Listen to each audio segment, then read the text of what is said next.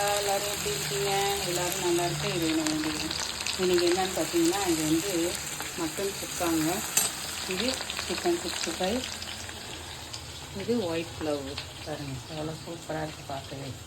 White ப்ளவு அப்புறம் பார்த்தீங்கன்னா கொஞ்சம் வறுத்து வச்சுருக்கேன். ஒரு துவையல் எனக்காக, அப்புறம் பீக்கங்காய் கூட்டுங்க. எனக்கு வந்து கொஞ்சம் பழைய வச்சுருக்கேன், அதை தான் சாப்பிட போகிறேன். அப்புறம் என்னென்னு பார்த்தீங்கன்னா, இன்றைக்கி ஒரு விஷயம், குரங்கு இருக்குல்ல, குரங்கு வந்து எப்படி பிடிப்பாங்கன்னு தெரியுமா? அதை வந்து என்ன பண்ணுவாங்க, ஒரு பெரிய பானை எடுத்துப்பாங்க.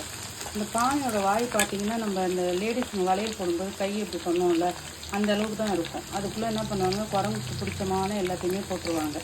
எல்லாத்தையும் போட்டு அதை லாக் பண்ணி வச்சுருவாங்க. குரங்கு வர இடத்துல கரெக்டாக வச்சுருவாங்க. குரங்கு வந்ததும் என்ன பண்ணுவோம், ஆசையில் அந்த வாசனையில் அது உள்ளே கையை விட்டுருங்க.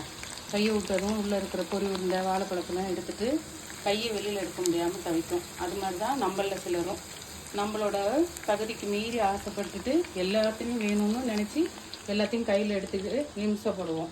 அதனால் நமக்கு எது தேவை எது தேவையில்லை அப்படின்றத மட்டும் நம்ம எடுத்துக்கிட்டோம்னா வாழ்க்கையில் சந்தோஷமாக இருக்கலாம் பிள்ளைகளா. வாழ்க்கை வளர்க. பாய் பிள்ளைகளா.